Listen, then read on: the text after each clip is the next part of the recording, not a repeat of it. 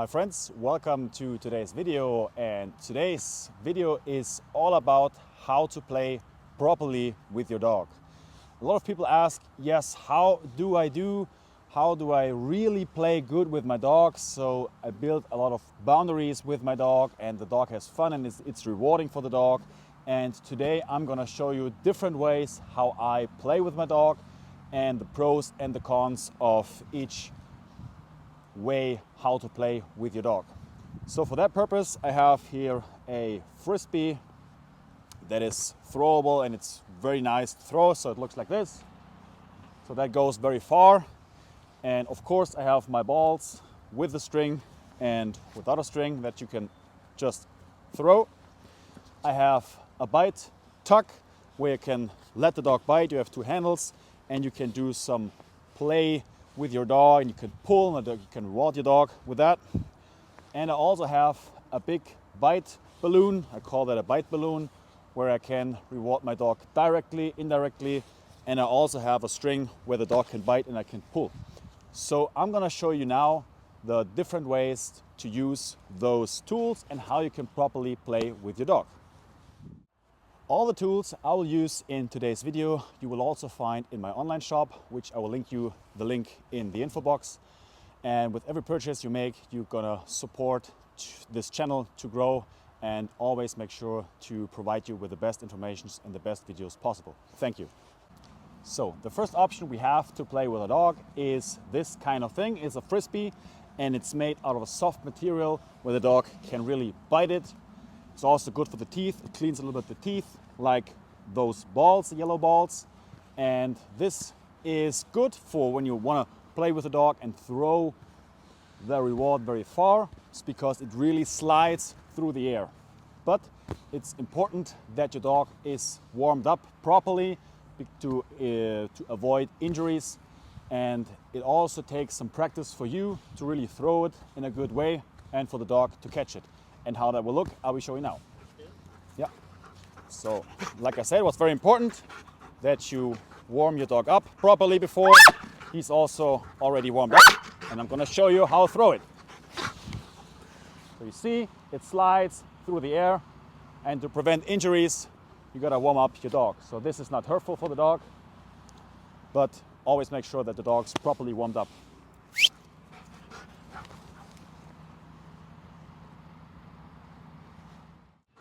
So the second way of playing we have is those yellow balls. We have that without a string and with a string. And without a string it's pretty easy. You just throw it, give the dog the command to bite it. Eva. And the second option we have is the ball with the string. Good.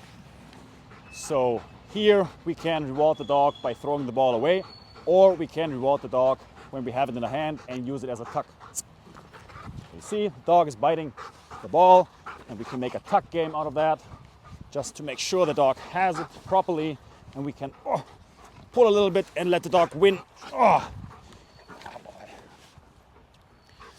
we take it away. Good.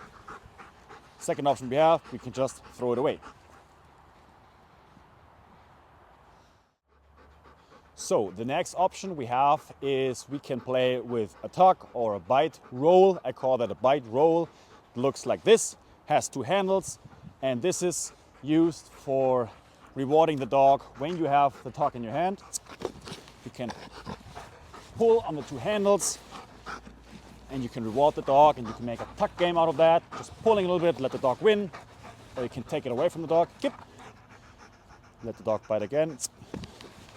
So this is good when you want to play right next to you with your dog.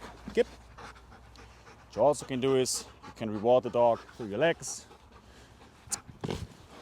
Always make sure that the dog's not biting your fingers. Kip. Leg dich. Leg dich.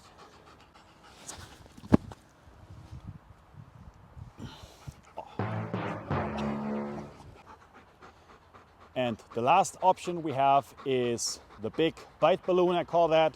And I normally use that as an indirect reward because it's very big and the dog doesn't get hurt when he picks it up from the ground like with a ball. Fuss. Indirect reward looks like this.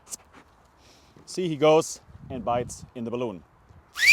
Eva, come here.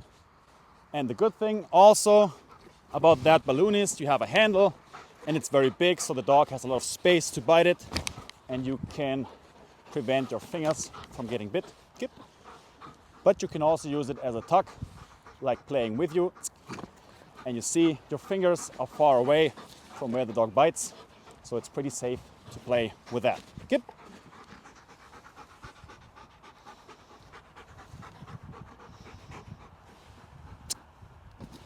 see, when you use it as an indirect reward, it's pretty far away from the ground, so the dog doesn't punch in the ground when he picks it up. So now, what is the most important thing when you play with the dog and how you properly play with the dog? The most important thing is that you choose a thing you play with your dog that is safe to use, especially for the dog, and also safe for you to use. Because we don't want the dogs to get injured.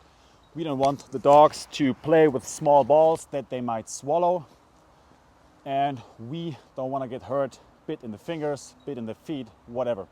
So therefore it's very important that you choose a reward or a tug or something you want to play with that fits your dog. For example, if you have a big dog like a German Shepherd, you want to use this kind of ball that is bigger than the dog's throat so it can swallow the ball. So the second thing that's very important is that you gotta think of how you want to play with the dog. Do you want to play with you, so you want to reward while the dog's next to you, or do you want to make the dog run so you can play like fetch games? Then my choice of reward or thing to play would be the Frisbee, because I can throw it far away and the dog has to make a lot of meters to run and gets exhausted very fast.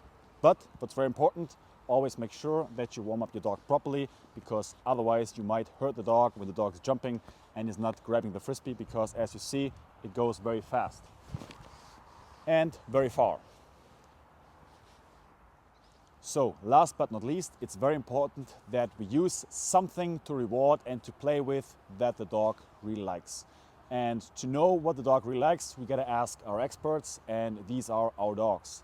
So you gotta make sure that you play with something and that you reward your dog with something he really likes, and just make sure the dog likes to play with it, and then you can go from that. And if you want to know how you can use those tools, for example this ball, in training and not just for playing, I will link you a video here that you can watch. And I hope you guys enjoyed that video, and see you next time. Till then, bye bye.